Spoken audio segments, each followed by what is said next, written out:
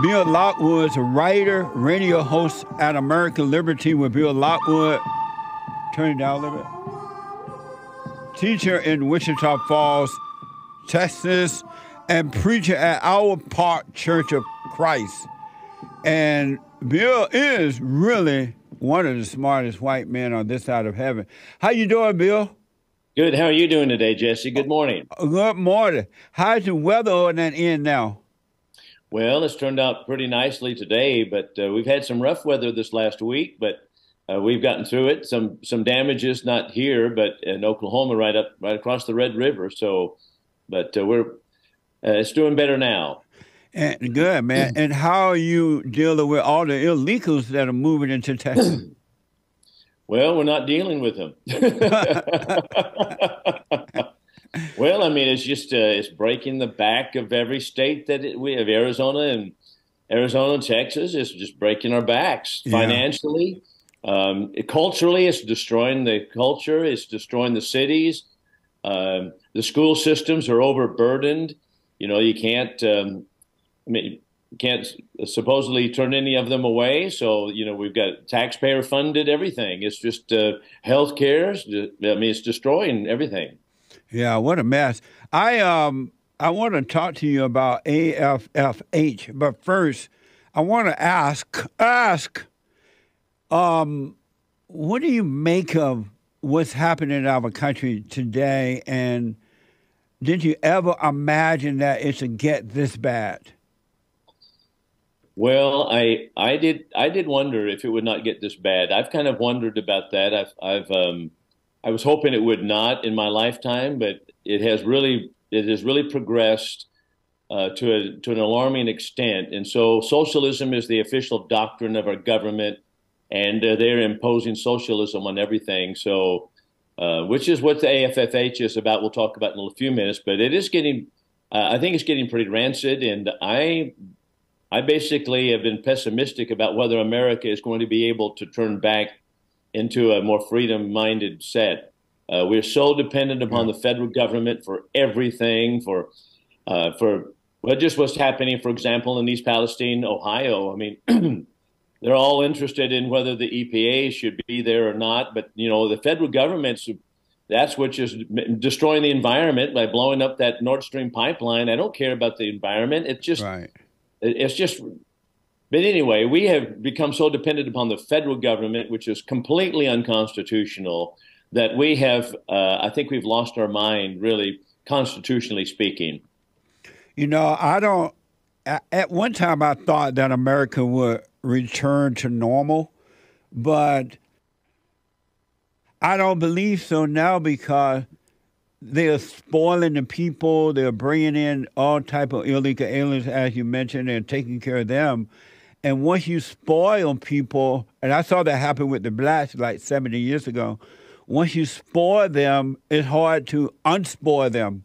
And number one, most of them don't want to be unspoiled, and then the government will continue to spoil them in order to get the votes and use them to bring in socialism to destroy America. So I don't see a change coming anytime soon. I don't either. And I don't, outside of a wholesale repentance of Americans from the socialistic nightmare that we're in, which is basically built on a system of envy and theft. And that's what socialism is all about.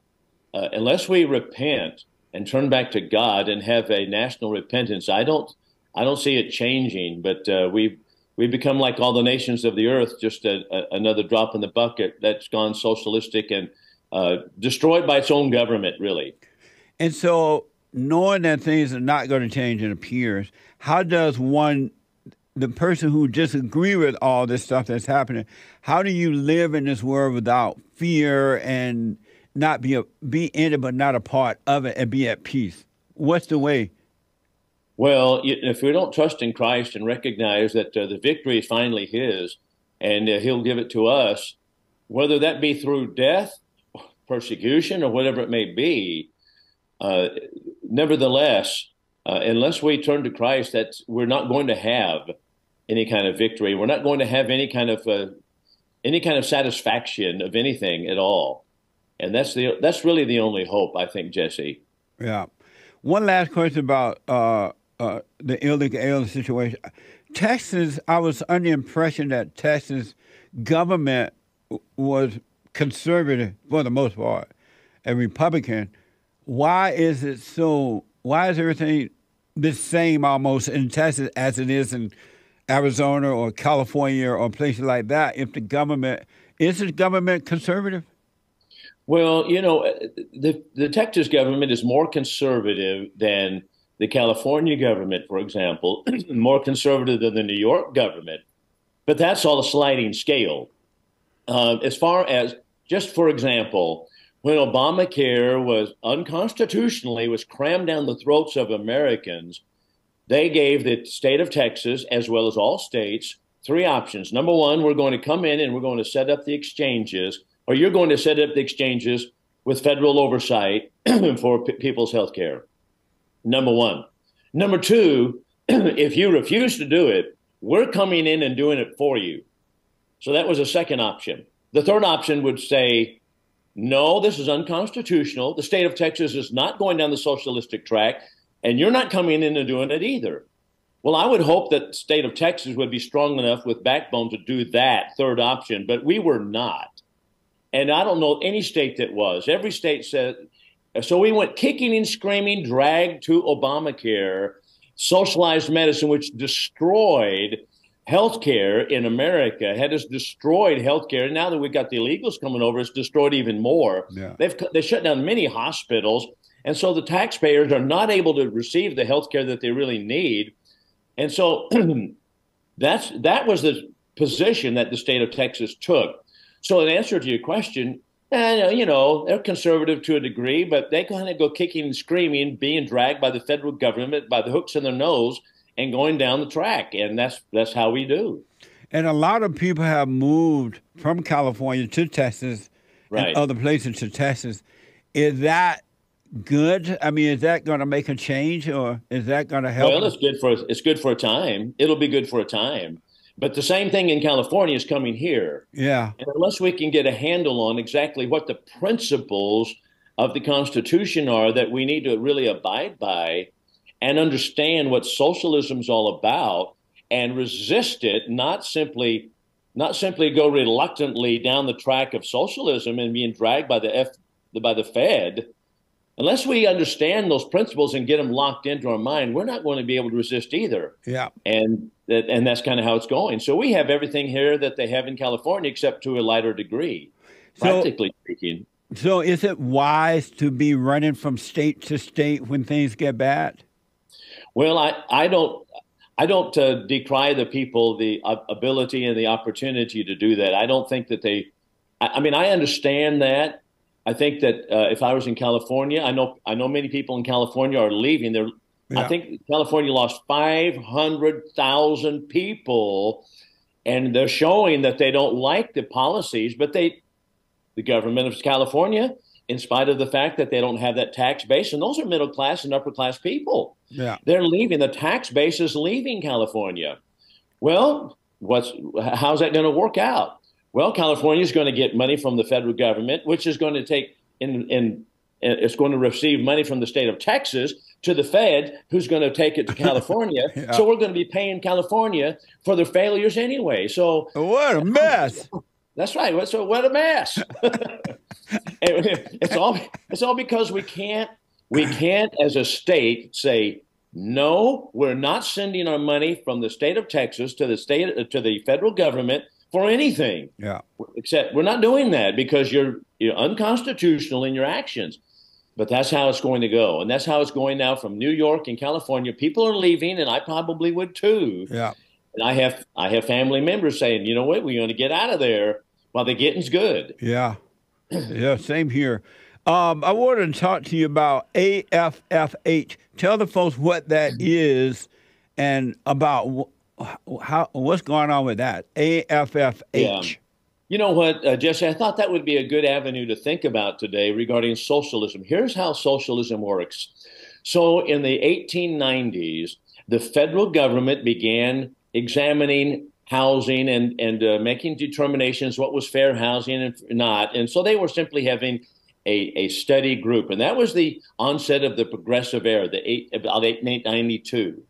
So they wanted to study housing in the United States and see if everything was fair along racial lines and economic lines. Okay, well, then of course, obviously they're going to say, well, no, the blacks are congregating together, and the poor people are living in their little slum areas, and the wealthy and the middle class are living in their areas, and that's no good because that says that we're racist. Okay, so we're going to have to get in there and mix it up and change it. So beginning with the Woodrow Wilson administration and the Hoover administration, and particularly it was put on steroids by FDR, the public works organization that he had. They would begin to mix it up, and they demanded fair housing, and then loans that were given by the federal government, Fannie Mae and Freddie Mac, and all that kind of thing. Well, then came along Lyndon Johnson, and they actually made HUD a department department. It was part of his administration. Right. Housing of urban housing and urban development. Excuse me. So they created HUD. So HUD now has had such a dismal failure. Billions of dollars grafted by the people at top, and everything they touch turns to ghetto, and it doesn't work out at all. Right. But one of the programs that Obama was all about was called Affirmatively Furthering Fair Housing, AFFH. And the idea is, well, look, we're going to go to the east side here in Wichita Falls, and we're going to see that primarily the Latinos and the blacks are living there, and it's poor condition. Well, what are we going to do? And we have over here a white community that's fairly nice and middle class. So we're going to say, and if they, for example, it's already done in Baltimore. In Baltimore, they said, Baltimore, Maryland, they said, okay, what's causing crime? Well, crime is caused because all of the blacks and all of the Latinos are mixed together in the same neighborhoods, and they're not interspersed with the other communities. That's the cause of crime. So we're going to put them in the white neighborhood, and so they're forcing. At one point, they get HUD grants from Baltimore. In Baltimore, they get HUD grants from the federal government, I should say. And they say, okay, in order to do this, you got to have a study in Baltimore saying what you're going to do to stop racism, because this is all racism. So what they've done, they started mixing up and said, okay, we're going to take these poor families, whether they're black or Latino or poor whites, and put them over here in the middle class and upper class neighborhoods. And that's what they've done. And so what does it do? It destroys your savings. It destroys, because most people have the savings in their equity in their homes. Yeah. And that's what their life savings. So it destroys their property values immediately. So now in California, this is exactly what the state of California is doing, coming out of Sacramento. They're demanding that the city of Coronado, for example, which is a very nice, posh island, where it's off the coast of San Diego, yeah. And it's where Hotel Del Coronado is. It's where the naval base is, and a lot of retired military have retired there, and very nice homes, and $1 million for a lot, and it's just a real nice place. And I've gone there to vacation, and a lot of people go there to vacation. They've shot movies there. Well, now the state of California, Sacramento, sent letters to Coronado this last month saying, you're going to have to come up with 912 low-income apartments in Coronado Island in order to be fair. That's affirmatively furthering the fair housing. And if not, now they're not simply offering them money to do it. We're going to punish you up to $100,000 a month unless you do it. And so the mayor of Coronado, and this is going on in La Jolla also, and La Mesa, they're running around. They're saying, well, okay, we'll try to come up with some low-income housing over here. What's going to happen? Property values are going to decrease. Yeah. Crime's going to increase. Then you're going to lose your value. Your home value is going to plummet, which is where your savings is. The equity in your home is going to be destroyed, and everybody is going to go to a lower level, because that's what socialism does. It doesn't bring everybody up. It takes everybody down. And that's what's going on in the state of California right now. That's amazing. I remember as you were speaking, I was thinking about the neighborhood I live in. And when I first moved there, it was only houses, family houses there, right? And Right. it was beautiful. It's in, really nice neighborhood. And now they have built these apartment buildings and they're still building them big, giant places all Right. over. I don't recognize my neighborhood anymore. It doesn't even No. look the same. No, see, and for example, Lyndon Johnson had a huge housing project in St. Louis, Missouri called the Eagle Pruitt. And it was just several buildings of just gigantic apartment complexes. It was for this type of idea that is, we're going to give it for the poor people. It became the hood. Yeah. Crime was terrible. It was run by the government, so the maintenance on the buildings were just crumbling apart. But they had the law that is, okay, we want only single mothers coming in there. Because after all, if you have a father in the home, that shows that you have an ability to go to the middle class. Right. So, okay, so the fathers cannot come. So what would happen? They would have a black mother come in there with her children, and she was married, but she acted like she wasn't, and the husband had to stay away because he said, okay, here's a free home for you. But so he would try to sneak in. He would Yeah. sneak in later to see his wife and children. And so when they found that out, they booted them out. So they had to have security to keep the fathers out, and they booted them out. So they incentivized non-marriage, single mothers having children, and it became a huge ghetto project. It was finally they took it down because it was just the biggest eyesore. It was the biggest failure in the HUD administration. And that's exactly what they want to do with every community because they have bought into the doctrine of socialism. And that is to say, if we have a white community, which is primarily what Coronado is, that means you all are racist. Yeah. And so we've got to stop this racism. And we're going to bring minority families in and low-income housing into Coronado. And we're going to do that. And we're demanding you do it. If you don't, then we're going to fine you $100,000 a month. Is there a way around that for the mayor down there? I mean, the government down there, can they stop it? Like, if all the neighbors got together, the people got together and said, no. And so, like, could the government force this fine on them, a monthly fine? Or can they say no to that? I believe they can say no. But I don't think here's what's happening. The mayor there in Coronado, I've forgotten his name, has already said, well, we're trying. And they've come up with several of the housing areas that we can zone for this. He said, but this is a unique area. Yeah, it's packed with people that buy a lot for $1 million that build a nice beach home. Yeah. Yeah, it's a unique neighborhood. So they say, well, we're going to have some of these, but we're not up to compliance yet. And so we're trying to get there with a few hundred apartments, but they demand 912. Yeah. That's the number. And so the same thing in La Mesa, same thing in La Jolla. They're going to destroy the property values of La Jolla, people in La Jolla. And that means their savings account, their retirement accounts, everything that they've worked for in their entire lives is going to deplete by demanding socialism and bringing down the entire neighborhood. So they can stand up, in answer to your question, they could stand up and say, we're not having it. And if you want to do it, we're resisting. But you know what? You got so many people who are politically correct and say, well, yeah, they say we're racist if we don't do it. We don't want to be called racist. And so let's do it. It's just silly.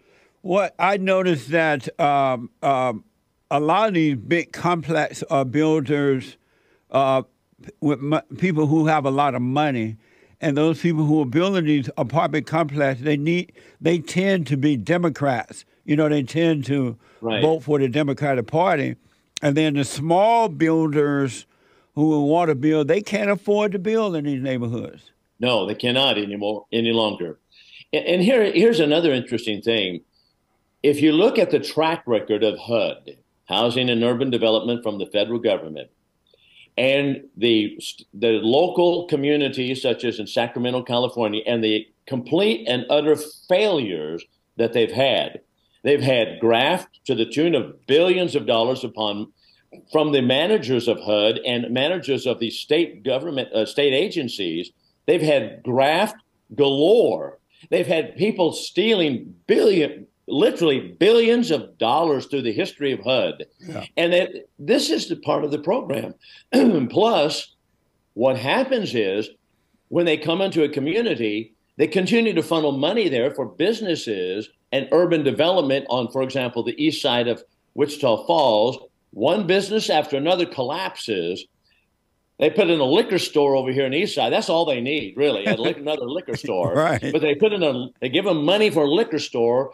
That's robbed so many times because it's not about whether you mix up the population. It's about the lack of morality in the minority community. That's what's happening. Yeah. And they refuse to see it. They refuse to own up to that particular fact in America. And the minority communities have collapsed, morally speaking. They refuse to look at that. They refuse to say it. And they say, well, if you even say that out loud, like I just did, well, you're a racist. But the facts speak for themselves. And that's what we are not strong enough as leaders to stand up and say, this is what's going on. Yeah. And we just can't seem to find our way clear to do it. Well, they won't say that it's due to the lack of character because they want the blacks to be morally bankrupt, because you can't control a moral people or a moral person. You have to demoralize them in order to control them. And so they want the blacks to be that way. That's why they won't say it, because they know that that's what's happening. It's just that they want them down and out and demoralized so they can use them for personal gain. Here's a good example. Let's just take this HUD program. Let's just put it in Martha's Vineyard next to Obama's house. Let's see how he likes that. Right. You know very well, these people, they're all hypocrites. They don't want it in their neighborhood. They go to a neighborhood themselves where this is not going to occur, where they have a gated community and they can live like they want to live, but they're going to tell you, you're going to live this way and we're going to destroy your property values. And that's what they do. But yeah, it's a hypocrisy, and socialism is exactly that, and they refuse to confess the facts of the case. If I remember correctly, and I could be, by the way, the mayor of Coronado name is Richard Bailey. Okay, Richard Bailey, Richard Bailey. Didn't Donald Trump, the Great White Hope, overturn this program, or he canceled it when he was there? Well, he did. He reversed some of the AFFH programs. He did do that, but as soon as he left office, we got socialism back in style. And so Biden administration has furthered it and it's just exploded with the Biden administration. So in my view, the Democrats have said, look, we about lost all of our momentum for socialism when Donald Trump came into office. Yeah. So when Biden came in there, they're on steroids, and they have escalated everything to such an alarming degree to make it so that no Republican can win. I mean, by the way, we don't even have an integrity of elections anymore. We have no integrity of elections. That's seen in Maricopa County, Arizona, where Kerry Lake lost. And you know they had the integrity of elections was absolutely stunningly gone. And the same thing is the case in many places. And our federal government has been involved in skewing the election results from Donald Trump's loss to Joe Biden all across the board. The FBI has been involved in it. The DOJ has been involved in it. The lies that they put out about all across the country about Hunter Biden's laptop, everything is open now. And so we don't even have integrity of elections. Do you get the feeling that Obama is still running the government? It feels like Obama, but it seems like he is still in charge. Do you get the same feeling? Well, you know what? I don't know if it's Obama himself, but I think at this point, it's just like in the universities. Marxism and socialism is the chic thing to teach. It is the end thing to do. So Marxism has taken over the university crowd. Well, I don't know that there's one person pulling the strings on this anymore.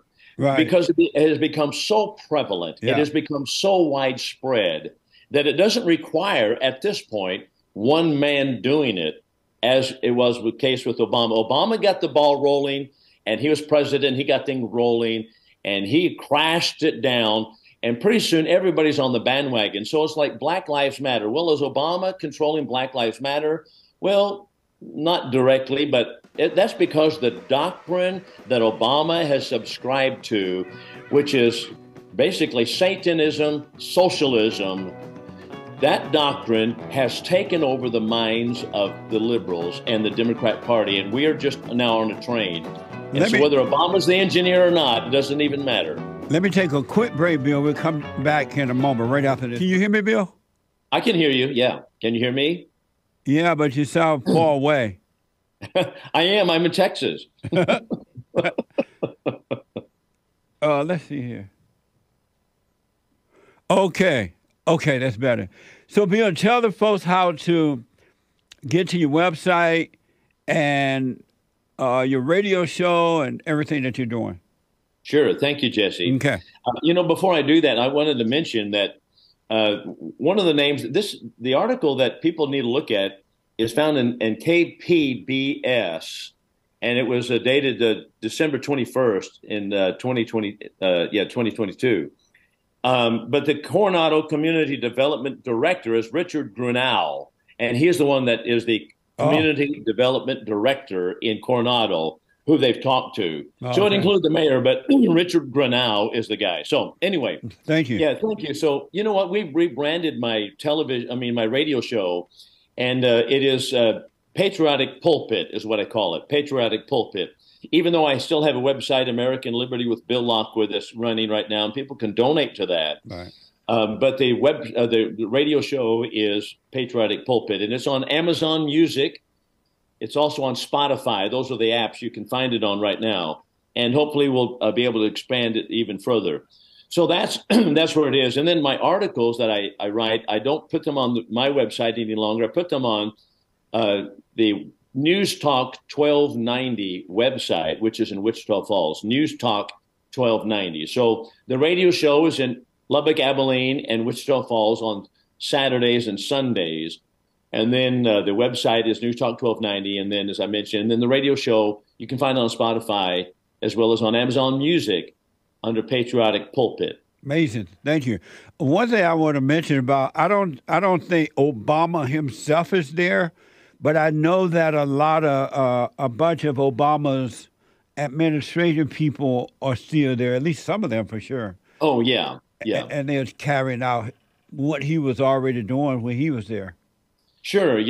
Matter of fact, when Donald Trump came into office, one of his weaknesses was that he left so many Obama players in the departments. And so when we had Ben Carson take over the department he did, his lead secretary, as I understand it, was a black woman who was appointed by Obama, and she shut down the information flowing to Ben Carson, and I mean, she helped control and manage what was the information. So it took him a while to kind of figure out what was going on. People were screaming about all the things that were occurring, but that's because the Obama players, under the socialistic mantra, were still in office, and all these offices filled by Obama people. What a mess. Do you think that AFFH also is a way to add Democratic voters to red areas? Oh, sure. Yeah, absolutely. It's just to destroy the red areas. I have no doubt that that's true. That is exactly what, I mean, that, for example, when Obama was president, he put the most Muslims per capita in a city in, guess where? Amarillo, Texas. Why did he do that? And he did that secretly by night. He flew a big plane load of them in there. But because Amarillo is so conservative and Texas is such a red state, they have kind of turned it blue. And so that's what they did. That's what the whole plan is. Right now, their plan, of course, is to make Washington, D.C. a state. And that's what they want. That's what the leaders of the Democratic Party are trying to do right now. So anyway, Chuck Schumer said that. Why don't the Republican representatives fight as hard to keep and make things right as the Democrats fight to make it wrong?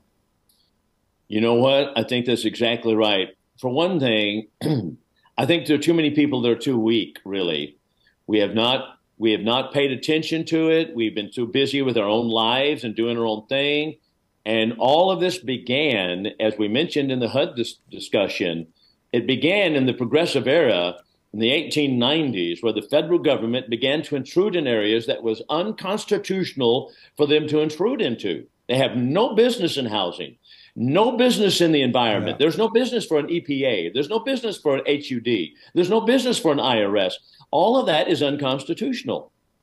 But we allowed that to go on because people had depressions and we got federal government. FDR is going to save us all. And so let's say, and they just bought everybody off. And so now they're going by the doctrine of socialism. And we're like, well, what's happened? Well, what happened was way back yonder, people, when you gave the federal government the power the founding fathers warned you not to do.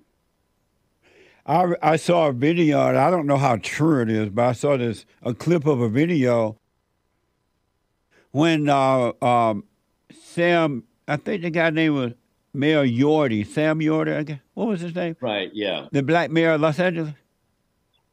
I believe so. I remember the name.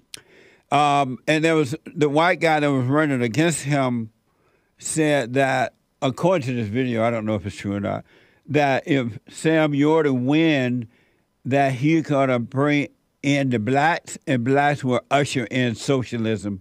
That when you bring in the blacks, you bring in socialism. And it caused me to wonder, and I mentioned this yesterday on my show here, I know that the black representatives know that they're pushing socialism and they're bringing it in for their own personal gain. But do you think black voters or black people know that they have a socialist mentality, or do they see it as something else? I don't think that at least with what I'm familiar, I don't think that they recognize the end game here, and that is the destruction of America, because socialism plays upon a person's selfish desire. And when you appeal to a person's selfish desire and appeal to your envy, and that I want to appeal to Jesse Lee Peterson that he doesn't live as well as Bill Lockwood, then that's an appeal to yourself. That's an appeal to selfishness. And so what's happened is, because of self at the center, we have ignored really what the end game is, which is the destruction of freedom. And that's what we're losing, liberty and freedom. We ought to be able to be free and have liberty to live where we want to live and live with whom we want to live with and in the community where I want to live.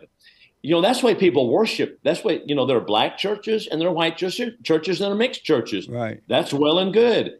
If people want to worship in a black church, I have more power to them. That's great.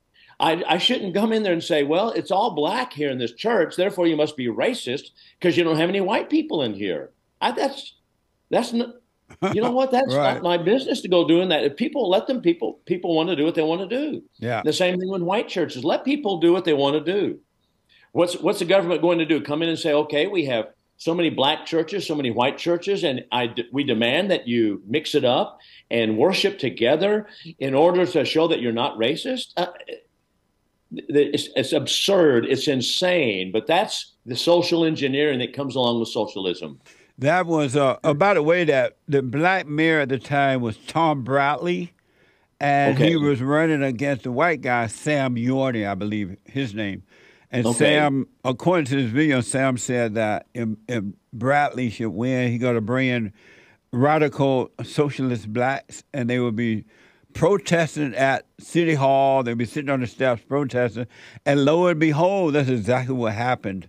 Yeah. It's just been downhill ever since.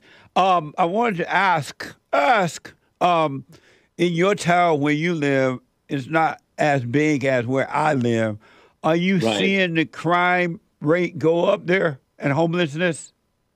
Well, homelessness, indeed.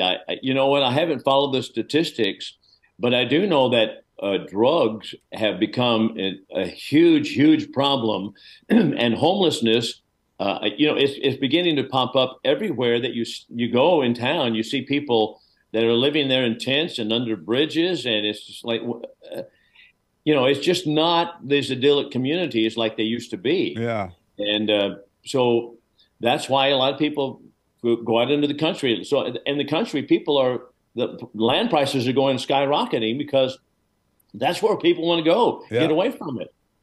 But, Amazing. you can't get away from all of it. I know that one last thing about this, I know that people would come together naturally. You don't have to force people to go to the same church or gather together or become friends. Because prior to the civil rights movement, which it should have never happened, one of the worst things that ever happened to the country and to black people other than abortion, the blacks and the whites were coming together naturally. Those who agree with the same values, Right. they were coming together, and those who didn't, they got together. And that, if the civil rights movement had not happened, I think we'd be better off today as a people than we are as a result of the civil rights movement. Well, indeed, the civil rights movement, what people don't recognize is that it empowered further the federal government to oversee every little bit about the economy and every little bit about businesses, schools, hospitals, everything. It allowed the federal government to intrude into private business to an alarming degree. That's basically what has been accomplished here. And if you think about it, let's say that prejudice does exist in white hearts or in black hearts against white, whatever. And that would be basically a slice of hatred, wouldn't it? Yes, 100%. Well, that's right. So whose responsibility is it assigned to fix hatred in a human heart? Yeah. Is it the government, or is it the gospel of Jesus Christ and it is the preaching? It's the latter. Now, people may say, well, it wasn't happening. It wasn't happening. Well, you know what? It takes time. Just as socialism takes time to corrode a society, it takes time for the gospel to have an impact and change the society from the inside out. Yeah. In the Roman Empire, for example, Christians were at first persecuted, but by the influence of Christianity, by the 4th century, Christianity became a legal religion. It took 4 centuries. It took a long time, but it's permeating from the inside out. That's how you change human hearts with the gospel of Christ. It's not the government's role to step in there and say, we identify a white community, and the reason they're all white is because of discrimination. They don't know that anyway. The only reason they're all white is because they're discriminatory and have hatred in their hearts, and therefore it's our role to step in there and change it. We have lost sight of what really the role of the government is. That's why our founding fathers said all of these things and more also should be changed at a state level only, never taken to the federal government. Because you can control the state. You can control the state and what's going on in the local community easier than you can Washington, D.C. That's what the problem was. I never imagined that the government would be so big. I remember the government being small, and now it is major now. Yeah. Who can fight? Who can fight? You used to say you can't fight City Hall. Right. Well, okay, you can't. Can you fight the White House? Can you fight the Congress? Can you fight the United Nations?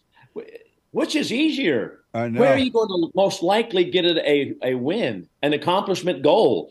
At City Hall, or at the community level, or at the state level, or at the federal level, or the international level? Where are you most likely going to be able to impact it as an individual? I know. The answer is obvious. And even kids that are in juvenile detention understand the answer. Yeah, that's right.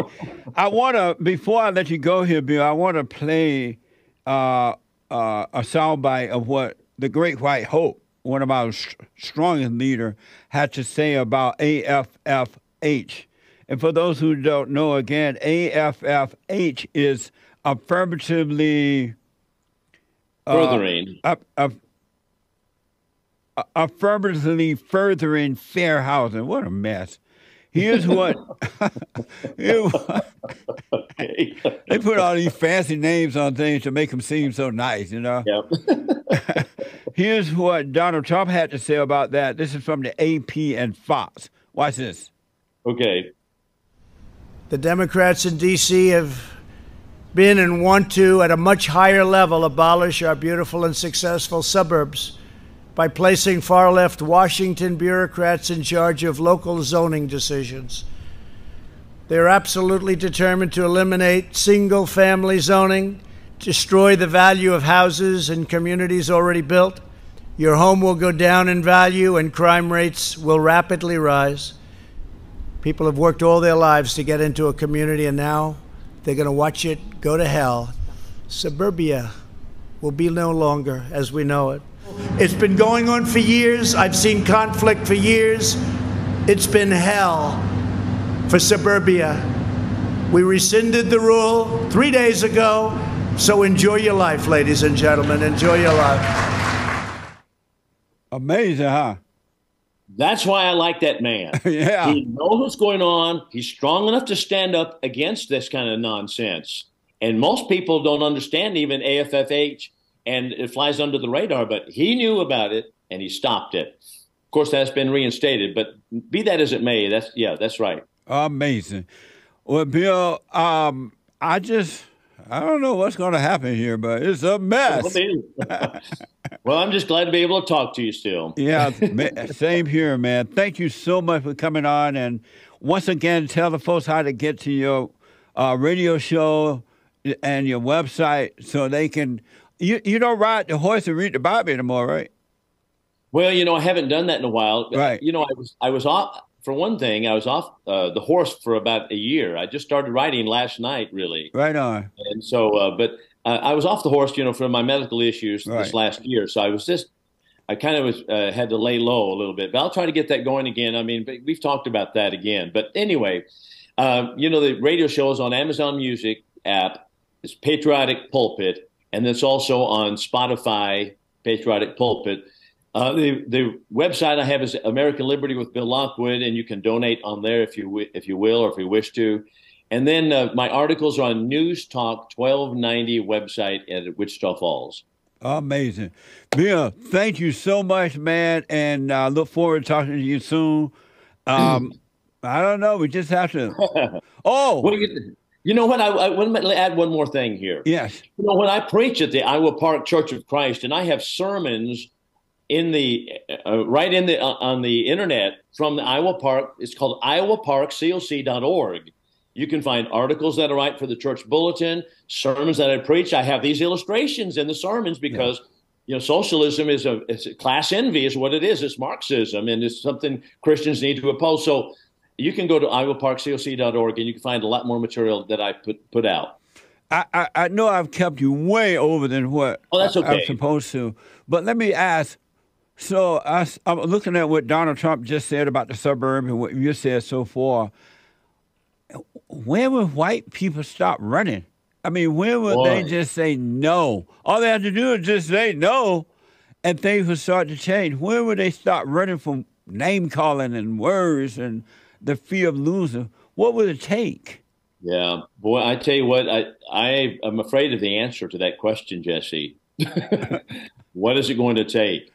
Because people they're so weak, and is it going to take a civil war? Is that what's going to take? Is it going to take actual slavery, which we're almost there now, really, with slavery? I mean, you work half the year for the federal government. Our founding fathers said, "Hey, we're not going to take 10% of our money and give it to England. You old England is not going to do with 10%. They said that's slavery. Yeah. But we're giving 50% of our money. We have just been boiled to death, and I don't know. People better stand up, but I don't understand what it will take, but I'm fearful of the answer. Well, I hope it doesn't come to a war thing, because the government, they controlling us in every area, and so we wouldn't have a chance with a civil war. No, and we're spread so thin. We're all over the country. We're all over the world. We're all over the map. We're in Ukraine. I don't think we ought to be in Ukraine at all. Me either. No, what are we doing over there? I mean, here's something interesting. Every pundit that you listen to on Fox News says, well, this is the American interest. Well, by their criteria, by their standards, Where in the world is not America's interest? I mean, right. Ukraine, no one knew anything about Ukraine before the war, except for the liberals. They had a playground there. But where's not the American interest? In other words, they want to be involved in every single corner of the world with American money, might, blood, treasure. It's absurd. We can't even protect our own borders. Why should we be over there fighting in a foreign war? But this is the democratic machine. And that's what they want to do. They want to keep us involved in war. Yeah. And it's terrible. You know, it's interesting that I don't know the polls. I don't believe the polls anymore. And they're saying that at least the Democratic voters, they want us over there in Ukraine, right? I don't believe it, though. I find it hard to believe. How can anyone want us in Ukraine while doing nothing at home? Crime and the borders wide open, and it's just a mess. And they're not spending one dime at home, and they're taking all our money to Ukraine. How can anyone be for that, you know? I don't understand it. I think we're just so put to sleep, and I don't understand why we would be favorable to that. Perhaps we don't understand that when we send that money over there, it devalues our dollar even further, which is we're about to lose it as the world currency anyway. Yeah. But it's just, I don't know, it's absolutely saddened to me to see that. And I see so many people on Fox News in support of the Ukraine war. And they get these generals on there, these generals who are retired saying, yeah, we got to get over there. It's American interest to get over there because Putin may go at the next country over here. He may go to this country. You know, that's why don't we go to China? Why don't we go stomp on China a little bit? You know, come on. What a mess. Bill, I enjoy, as always, talking to you. Thank you so much, and we'll talk again. My privilege, yes. Lord bless you. And thank you, you too, Bill. Take care. Okay, bye-bye. Bill Lockwood.